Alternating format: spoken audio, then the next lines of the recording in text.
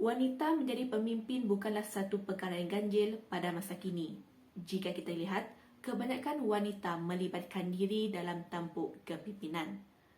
Hal ini disebabkan oleh taraf pendidikan yang sama rata diberikan kepada golongan wanita dan golongan lelaki. Apabila taraf pendidikan yang sama rata diberikan, maka golongan wanita juga mampu melakukan perkara yang dilakukan oleh golongan lelaki. Imam Syafi'i, Imam Malik dan Imam Ahmad berpendapat bahawa wanita tidak boleh menjadi pemimpin. Berdasarkan firman Allah dalam surah An-Nisa ayat 34 yang bermaksud, kaum lelaki adalah pemimpin dan pengawal yang bertanggungjawab terhadap kaum perempuan.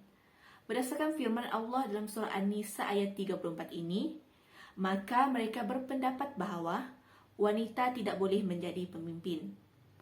Majlis Ulama Indonesia telah mengeluarkan fatwa bahawa wanita tidak boleh menjadi pemimpin tertinggi negara. Mereka telah mengadakan kongres pada 3 hingga 7 November 1998 bagi membincangkan perkara ini. Kongres tersebut diadakan disebabkan oleh Megawati Soekarno Puteri hendak melibatkan dirinya dalam pemilihan Presiden Indonesia. Jadi, Majlis Ulama Malaysia telah mengadakan kongres untuk membincangkan perkara tersebut. Terdapat 3 golongan yang telah memberi pandangan mengenai kepimpinan wanita. Golongan yang pertama adalah golongan literal tekstualis. Golongan ini bersikap tekstual dalam memahami nas-nas Al-Quran dan As-Sunnah. Mereka tidak membenarkan wanita menjadi pemimpin dan mereka melarang wanita untuk menjadi pemimpin. Golongan yang kedua adalah golongan liberal kontekstualis. Golongan ini berbeza dengan golongan literal tekstualis kerana mereka lebih bersikap terbuka. Mereka bersikap kontekstualis dalam memahami nas-nas Al-Quran dan As-Sunnah. Mereka lebih peka terhadap keadaan sekeliling. Mereka membenarkan wanita untuk menjadi pemimpin dan bagi mereka, dalam kepimpinan ini, tiada perbezaan dari segi jantina. Bagi mereka, wanita dan lelaki mempunyai hak yang sama untuk menjadi pemimpin. Golongan yang ketiga adalah golongan pertengahan. Golongan ini tidak menyokong golongan literal dan tidak juga menyokong golongan liberal. Golongan ini mengatakan wanita boleh menjadi pemimpin tetapi dalam satu pimpinan yang tertentu saja. Ini bermaksud wanita tidak boleh menjadi pemimpin dalam semua keadaan. Dan wanita hanya boleh memimpin dalam pimpinan yang tertentu sahaja. Assalamualaikum warahmatullahi wabarakatuh. Jadi insya-Allah saya akan meneruskan bahagian latar belakang kajian. Jadi kita sebelum saya mulakan, kita perlu melihat pada pelbagai aspek dan sudut, contohnya daripada Islam dan tokoh-tokoh. Yang pertama, kepimpinan Islam. Kepimpinan Islam menurut Islam tidak hanya berfokus kepada pemimpin yang berpangkat tinggi, akan tetapi kepimpinan itu juga merangkumi kepimpinan pada diri sendiri. Jadi kepimpinan dalam Islam ini tidak berfokus kepada Perdana Menteri dan sebagainya yang hanya pada yang berpegang pada pangkat tinggi, namun juga cara dia memimpin diri sendiri. Kedua ialah kepimpinan wanita bukanlah suatu perkara yang dipandang enteng. Malah di dalam kitab Al-Quran telah menceritakan kehebatan Ratu Balqis sebagai ratu yang hebat dalam memimpin temadunya. Ya, seperti kita tahu tentang sejarah Nabi Sulaiman. Buat masa itu ada seorang ratu yang hebat yang bernama Ratu Balqis. Namanya tersebut juga di dalam Al-Quran. Ya. InsyaAllah seterusnya ialah tokoh pemimpin wanita Islam. Kita lihat siapa yang pernah memimpin wanita yang pernah memimpin Islam suatu ketika dulu. Terdapat beberapa pemimpin wanita Muslim yang dikenali antaranya ialah bekas Perdana Menteri Pakistan Benazir Bhutto dan Atifiq Jah Jaga yang merupakan bekas Presiden Kosovo. Selain itu, Dua orang bekas Perdana Menteri Bangladesh merupakan wanita Muslim iaitu Begum Khalida Zia dan Sheikh Hasina Wajid. Dan yang terakhir, Megawati Soekarno Putri merupakan Presiden Republik Indonesia pada tahun 2001. Seterusnya kita lihat kepada pandangan Islam mengenai kepimpinan wanita, ditumpukan pada hukum. Jadi ulama berbeza pendapat berkenaan dengan wanita menjadi pemimpin. Ciri-ciri seorang wanita pemimpin adalah Islam. Ya, ciri-ciri seorang pemimpin ni, pemimpin wanita kita boleh sama dengan syarat bagi lelaki untuk menjadi pemimpin. Antaranya ialah Islam, baligh, perakan, merdeka, berilmu, bertakwa kepada Allah, berwibawa dan tidak cacat panca indera sehingga mereka merosakkan peranan kepimpinan. Para ulama berbeza pendapat. Setelah saya membuat kajian, ada 3 pendapat ulama. Golongan yang pertama ialah membenarkan wanita untuk menjadi pemimpin. Kedua, menolak. Dan ketiga, melihat kepada syarat-syarat tersebut. Jadi itu saja daripada saya. Sekian, wabillahi taufiq hidayah. Assalamualaikum warahmatullahi wabarakatuh. Assalamualaikum warahmatullahi taala wabarakatuh. Saya Muhammad Rusdan bin Zahari, nombor metrik 02111030081. Seterusnya ialah persoalan kajian. Persoalan kajian yang kami perolehi dalam kajian ini, yang pertama ialah bagaimanakah kepimpinan wanita dalam politik dan pentadbiran negara menurut perspektif Islam. Yang kedua ialah apakah perbezaan tahap kepimpinan wanita dan lelaki dalam politik dalam pentadbiran negara. Yang ketiga, sebanyak manakah penglibatan kepimpinan wanita dalam politik dan pentadbiran di negara Malaysia. Seterusnya ialah objektif kajian. Objektif kajian ini berkaitan dengan persoalan yang kami dapat.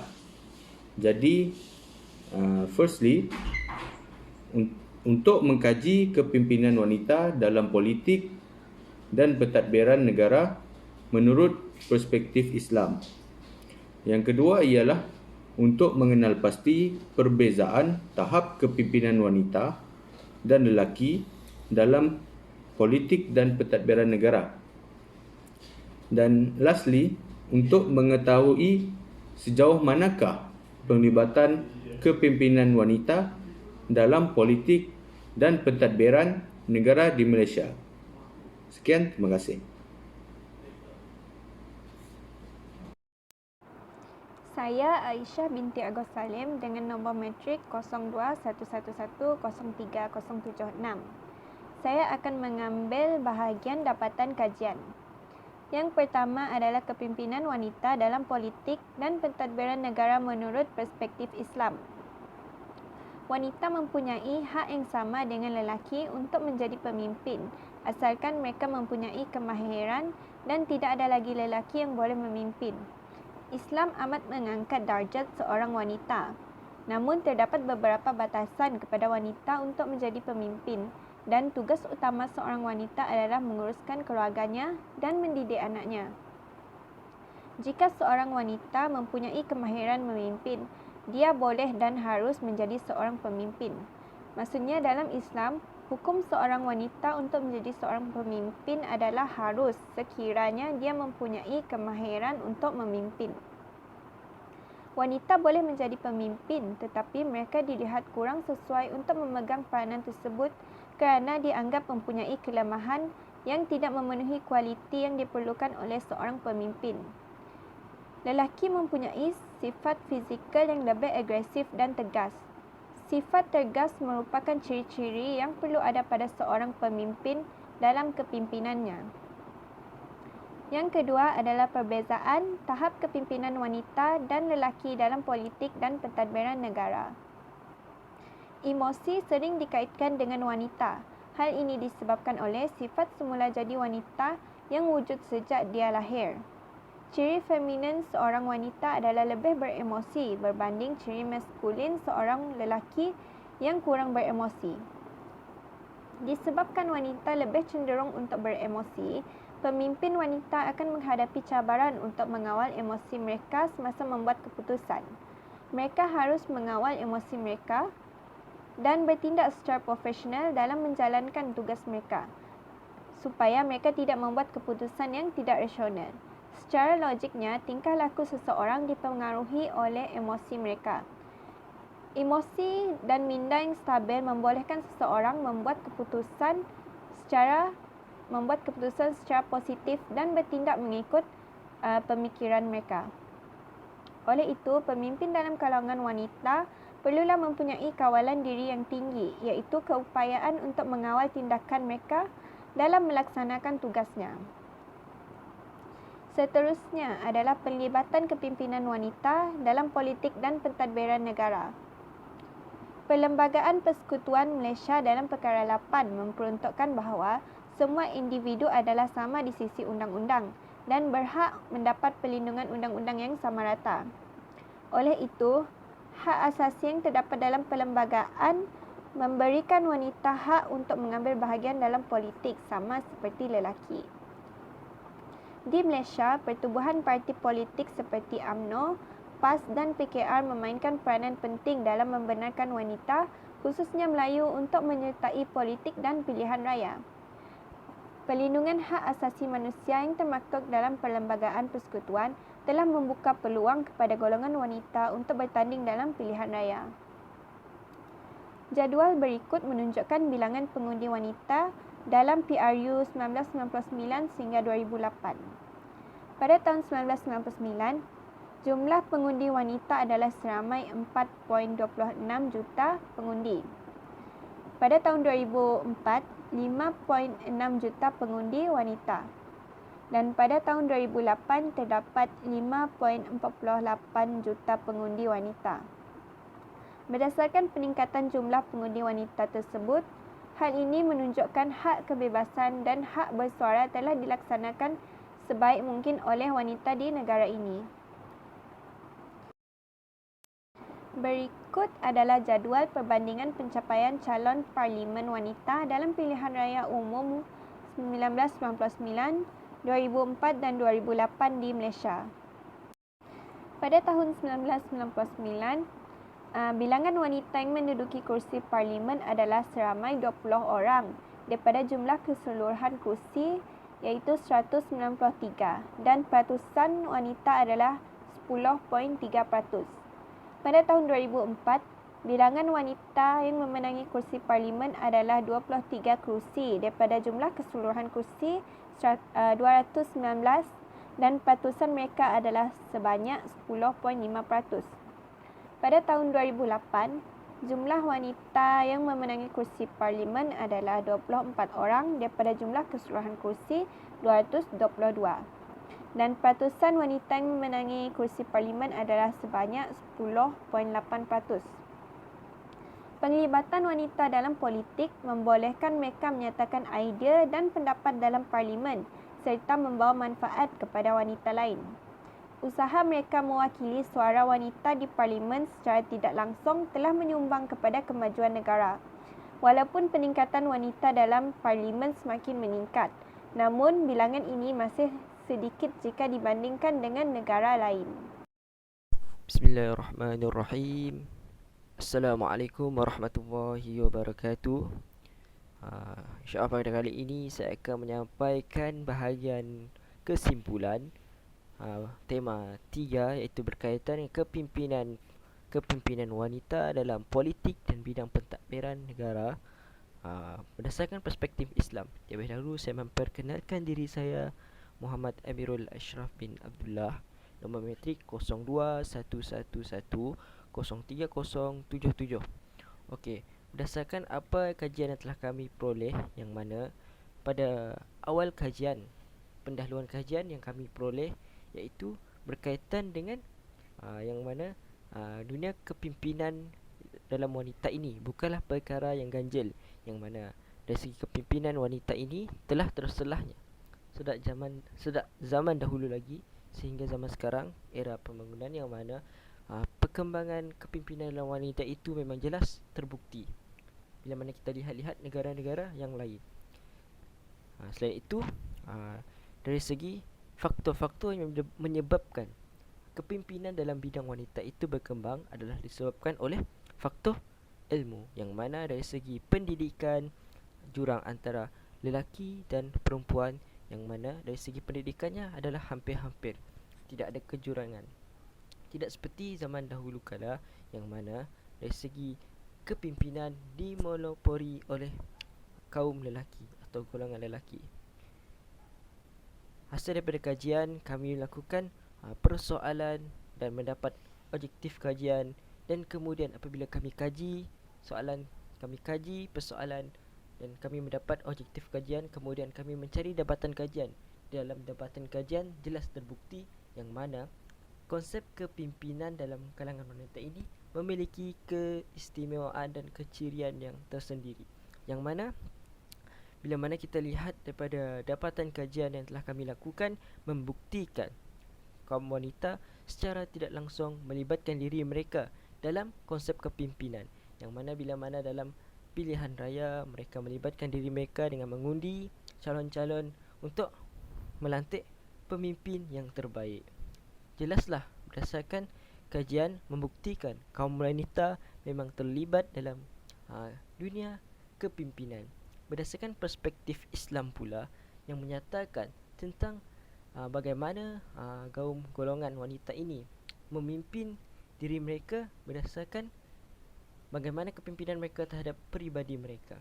Ia lebih dijelaskan dalam perspektif Islam. Di samping itu, menurut pandangan ulama yang berbeza pendapat, timbulnya pelbagai pandangan berkaitan dengan kepimpinan wanita dalam pentadbiran, yang mana bila mana kita lihat kepimpinan ini merupakan dalam kebanyakannya dikuasai oleh lelaki. Bagaimanapun apabila kita lihat daripada negara-negara barat yang mana mereka meletakkan kaum wanita sebagai dalam kepimpinan mereka turut memberikan impak yang baik kepada mereka. Ini jelas berdasarkan apa yang kita dapat lihat hasil kepimpinan mereka. Dalam Islam juga memuliakan golongan wanita dan mementingkan kepada penjagaan kaum wanita, yang mana dalam Islam menitik beratkan tentang golongan wanita berbanding agama-agama lain. Okey, secara kesimpulannya, hasil daripada kajian telah kami lakukan tentang konsep kepimpinan dan sebagaimana kepimpinan itu berjalan dan apakah yang ada dalam kepimpinan wanita itu, jelasnya membuktikan bahawa hak-hak wanita dalam menjadi pemimpin ini perlu diambil perhatian agar golongan wanita juga mendapat hak yang sama rata dengan golongan lelaki dan tidak menjadikan kayu ukur tentang konsep kepimpinan itu hanyalah kepada lelaki semata-mata, akan tetapi diberi peluang kepada golongan wanita bagaimana mereka mentadbir negara, bagaimana mereka berpolitik, dan ia sememangnya akan memberi kesan kepada mereka dan di samping itu memberi kesan kepada rakyat. Oleh demikian, kita sebagai masyarakat perlulah menjadi pendorong kepada mereka bagaimana mereka hendak memimpin agar kepimpinan yang ada pada sekarang menjadi keistimewaan dan menjadi teladan dan menjadi manfaat kepada kita semua, insya-Allah. Sekian, wabillahi taufiq hidayah. Assalamualaikum warahmatullahi wabarakatuh.